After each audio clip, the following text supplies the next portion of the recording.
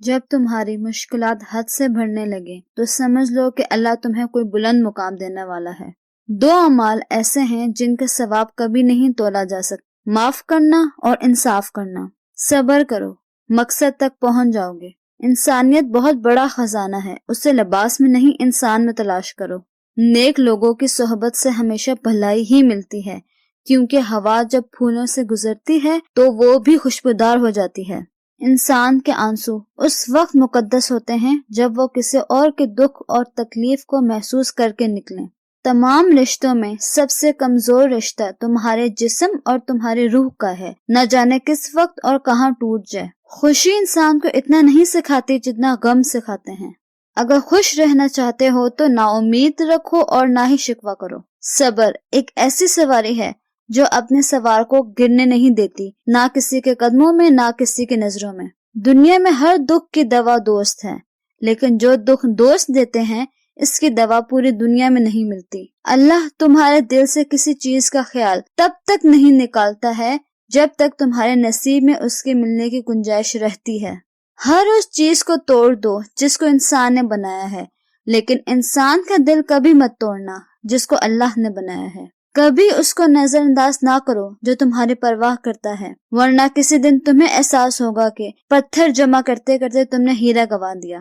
جب تمہارا دل کسی کے گلے لگ کے رونے کو چاہے تو قرآن پاک کو گلے لگا لینا۔ جو اپنے غصے پر غالب آ جائے وہ شیطان پر فتح پاتا ہے، جو اپنے غصے سے مغلوب ہوا شیطان اس پر فتح پاتا ہے۔ جب کسی کی سچی محبت معلوم کرنی ہو تو اس کے غصے میں اپنے لیے الفاظ اور جذبات دیکھو۔ جو دل دوسروں کی تکلیف دے کر بے چین ہو جائے تو جان لو کہ اس دل میں اللہ رہتا ہے۔ زندگی جب رلائے تو سمجھ لینا کہ گناہ معاف ہو گئے، اور زندگی جب ہنسائے تو سمجھ لینا کہ دعا قبول ہو گئی ہے۔ حکمت ایک درخت ہے جو دل میں پیدا ہوتا ہے اور زبان پر پھل لاتا ہے۔ یاد رکھنا، غصے کی حالت میں کوئی فیصلہ نہ کرنا اور خوشی کی حالت میں کوئی وعدہ نہ کرنا۔ اپنے راز ایسے شخص کے سپرد نہ کرو جو امانت دار نہ ہو۔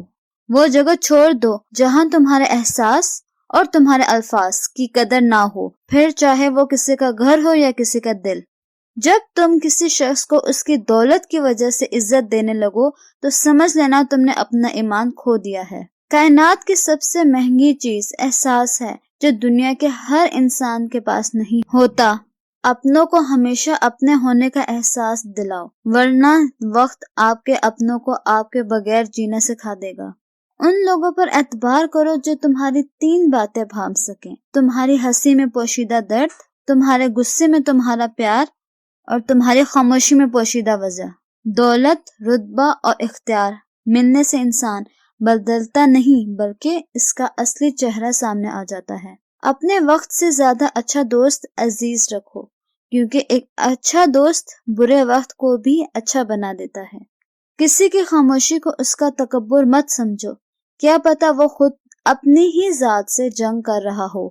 کوئی کمزور شخص تمہاری بے عزتی کرے تو اسے بخش دو کہ بہادروں کو کام معاف کر دینا ہے، اور معاف کرنے والا اللہ کو بہت پسند ہے۔ اپنے والدین کا خیال رکھو، تمہاری اولاد تمہارا خیال رکھے گی۔ انسان پریشانیوں کی گنتی کرنے کا ماہر ہے، لیکن نعمتوں کا حساب رکھنا بھول جاتا ہے۔ جب رزق میں کمی واقع ہونے لگے تو کثرت سے اللہ سے استغفار کیا کرو۔ جہاں عزت، سچائی، خلوص نظر آئے وہاں دوستی کا ہاتھ بڑھاؤ، ورنہ تمہاری تنہائی تمہاری بہترین ساتھی ہے۔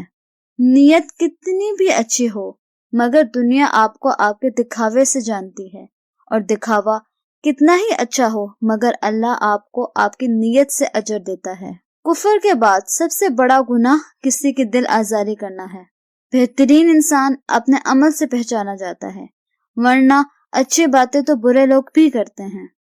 انسان کے بہترین ساتھی اس کی صحت ہے، اگر صحت اس کا ساتھ چھوڑ جائے تو ہر رشتے کے لیے بوجھ بن جاتا ہے۔